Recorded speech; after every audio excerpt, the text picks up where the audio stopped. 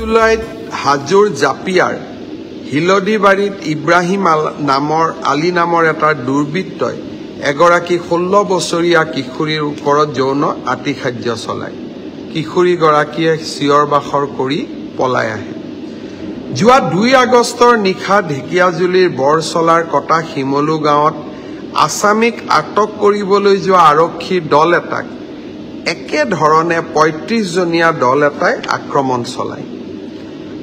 মোৰ সমষ্টিৰে আজাৰাত এগৰাকী যুৱতীক পৰম আলী নামৰ এটা দুৰ্বৃত্তই যোৱা 14 আগষ্টত ফুচলাই অপহৰণ কৰি লৈ যায়। যুৱতীগৰাকী বৰ্তমান উদ্ধাৰ হৈছে। ঠিক তেনেকৈ বৰপেটাৰ ডঙৰকুচি গাঁৱত 17 আগষ্টত আৰু যোৱা 19 আগষ্ট অৰ্থাৎ যোৱাকালি শিলচৰৰ অসম বিশ্ববিদ্যালয়ৰ এগৰাকী গৱেষক ছাত্ৰীক বদৰু জামান ফাৰুক নামৰ এজন অটো চালকে যৌন নিৰ্যাতন চলোৱাৰ বাতৰিও মোৰ সন্মুখলৈ আহিছে। মই ভাবোঁ যে হিন্দুৱে হওক মুছলমানে হওক যি জাতিৰে নহওক কিয় বা যি সম্প্ৰদায়ৰে নহওক কিয় যেতিয়া নাৰীৰ ওপৰত অত্যাচাৰ চলায় আমি সকলোৱে গৰজি উঠিব লাগে। শিৱসাগৰৰ ৰাইজে আমাক এটা উদাহৰণ দেখুৱালে, কিন্তু বাকী অঞ্চলত আমি গৰজি উঠা নাই। সামাজিক মাধ্যমতো এই কথাবিলাকে স্থান নাপায় আৰু আমাৰ বাতৰি কাকততো কেতিয়াও এই ঘটনাবিলাকে প্ৰথম পৃষ্ঠাত স্থান নাপায়।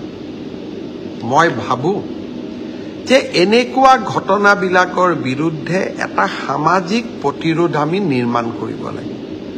পুলিচে পুলিচৰ কাম কৰিছে। মই কোৱা প্ৰত্যেকটো ঘটনাৰ অপৰাধীক পুলিচে গ্ৰেপ্তাৰ কৰিছে, তদন্ত কৰিব, আমি আদালতৰ ওচৰত লৈ যাম। কিন্তু সামাজিক মাধ্যমত আমি যদি প্ৰতিটো ঘটনাৰ বিৰুদ্ধে গৰজি থাকোঁ, হয়তো বহুত কথা মই ক'বও পৰা নাই, মোৰ হাতত হয়তো বহুবিলাক ঘটনাৰ তথ্যও নাই। হয়তো ডিব্ৰুগড়তো এনেকুৱা ঘটনা ঘটিছে, ক'ৰবাত নগাঁৱতো ঘটিছে, মৰিগাঁৱতো ঘটিছে, লখিমপুৰতো ঘটিছে, হয়তো আন যিকোনো সম্প্ৰদায়ৰ ল'ৰা বা যুৱকো তাত জড়িত আছে। কিন্তু এনেধৰণৰ ঘটনাবিলাকেও সামাজিক মাধ্যমত স্থান পাব লাগে।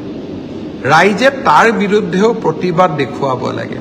শিৱসাগৰৰ ৰাইজে এটা উদাহৰণ দেখুৱালে, কিন্তু বৰপেটা, ঢেকিয়াজুলি, দুধনৈ এই গোটেই ঘটনাবিলাকতো যদি আমি গৰজি উঠোঁ, তেতিয়াহ'লে মই ভাবোঁ আমাৰ সমাজখনত আমি মহিলা আৰু আমাৰ জীয়ৰীসকলক আমি ৰক্ষণাবেক্ষণ দিব পাৰিম।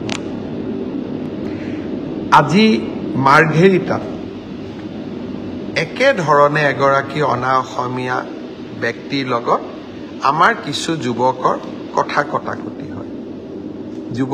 মই ব্যক্তিজনক দেখিছোঁ যথেষ্ট আমাৰ দৰে বয়সত, কাণত ধৰি উঠা বহা কৰোৱা হৈছে।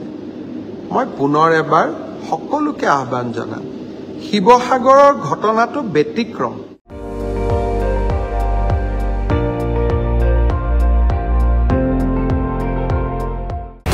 আপুনি চাই আছে ND24, সৰ্বশ্ৰেষ্ঠ নহয়, সৰ্বোত্তমৰ দৌৰ।